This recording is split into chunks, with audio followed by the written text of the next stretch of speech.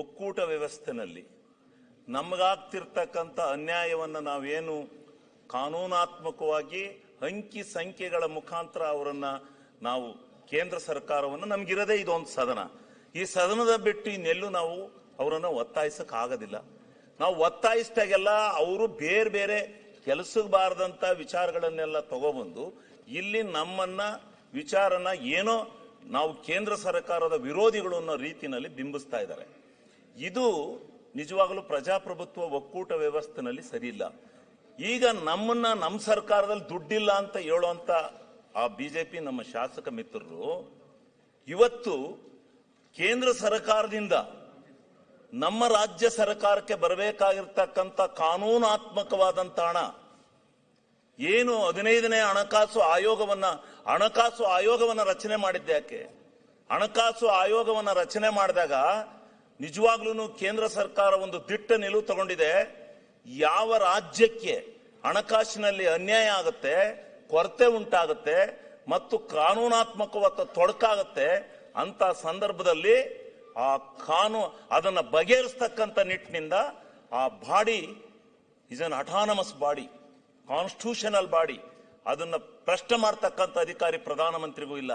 ಅಂತ ಒಂದು ಹಣಕಾಸು ಆಯೋಗವನ್ನು ರಚನೆ ಮಾಡಿ ಇವತ್ತು ಈ ರಾಜ್ಯಗಳಿಗೆ ನ್ಯಾಯವನ್ನ ಹಣಕಾಸಿನಲ್ಲಿ ದೊರಕಿಸಿಕೊಡ್ಬೇಕು ಅಂತಕ್ಕಂಥ ನಿಟ್ಟಿನಲ್ಲಿ ಹಣಕಾಸು ಆಯೋಗವನ್ನು ರಚನೆ ಮಾಡಿ ಆ ಹಣಕಾಸು ಆಯೋಗ ಇಂಥ ರಾಜ್ಯಕ್ಕೆ ಅನ್ಯಾಯ ಆಗಿದೆ, ಈ ರಾಜ್ಯಕ್ಕೆ ನೀವು ಕೇಂದ್ರದ ನೆರವನ್ನ ಕೊಡಬೇಕು ಅಂತಕ್ಕಂಥ ನಿರ್ಣಯ ಮಾಡಿ ರಾಜ್ಯ ಸರ್ಕಾರಕ್ಕೆ ಕೇಂದ್ರ ಸರ್ಕಾರಕ್ಕೆ ಕಳಿಸಿದ್ರು ಕೂಡ ಇವತ್ತಿನವರೆಗೆ ನಮಗೆ ಹಣವನ್ನು ಬಿಡುಗಡೆ ಮಾಡಿಲ್ಲ.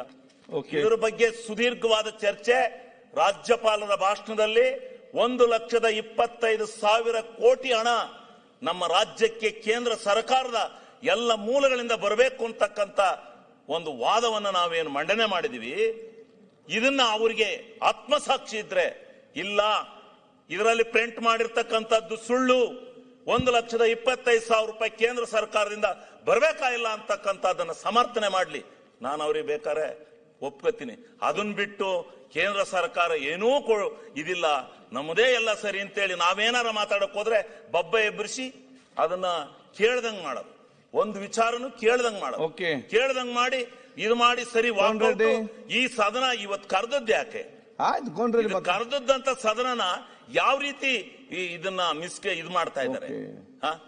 ವಾಕೌಟ್ ಬರೀ ಚರ್ಚೆ. ಇವತ್ವರೆಗೂ ಈ ಪುಸ್ತಕ ತಗೊಳ್ಳೇ ಇಲ್ಲ ಅವರು ಪುಣ್ಯಾತ್ಮರು. ಈ ಪುಸ್ತಕ ಕೊಟ್ಟಿದೀವಲ್ಲ, ಇದು ಸರಿಯೋ ತಪ್ಪೋ, ನೀವು ಸುಳ್ಳು ಪ್ರಿಂಟ್ ಮಾಡಿದಿರಿ, ನೀವು ಸರಿಲ್ಲ ಸರ್ಕಾರ ಅಂತೇಳಿ ಸಮರ್ಥನೆ ಮಾಡಿ ಹೇಳಿ, ನಾವು ಭಾಗಿಯಾಗ್ತೀವಿ. ಈ ಪುಸ್ತಕದಲ್ಲಿರೋ ಸರಿಯೋ ತಪ್ಪೋ ಅನ್ನೋ ಚರ್ಚೆಗೆ ಇವತ್ತು ನಾವು ನಿರ್ಣಯ ಮಾಡಬೇಕಾಗಿರ್ತಕ್ಕಂಥದ್ದು. ಈ ಪುಸ್ತಕ ತಗೊಳ್ಳೇ ಇಲ್ವಲ್ಲ ನೀವು ಇನ್ನುವೆ ಯಾರು ಒಬ್ರುವೆ? ಬರೀ ಅದು ಇದು ಬರೀ ಕೆಲ್ಸಕ್ಕೆ ಬಾರದ ಚರ್ಚೆ ಮಾಡ್ಕೊಂಡು ಹೋಗೋದನ್ನ ಇದನ್ನು ವಿರೋಧ ಪಕ್ಷ ಅಂತಾರ ಸ್ವಾಮಿ? ಇದು ವಿರೋಧ ಪಕ್ಷದ ಕೆಲಸನ. ಸಮರ್ಥವಾಗಿ ಹೇಳ್ಬೇಕು. ಆಗ್ಲಿ ಕೇಂದ್ರ ಮತ್ತು ರಾಜ್ಯ ಸರ್ಕಾರ ಒಕ್ಕೂಟ ವ್ಯವಸ್ಥೆನಲ್ಲಿ ಯಾವ್ಯಾವ ರಾಜ್ಯಕ್ಕೆ ಏನೇನ್ ಕೊಟ್ಟಿದ್ದಾರೆ, ಕರ್ನಾಟಕಕ್ಕೆ ಏನ್ ಅನ್ಯಾಯ ಆಗಿದೆ ಅನ್ನೋ ಚರ್ಚೆ ಈ ಸದನದಲ್ಲಿ ಆಗಬೇಕು. ಈ ಸದನದಿಂದಲೇ ರಾಜ್ಯದ ಜನತೆಗೂ ತಿಳಿಬೇಕು.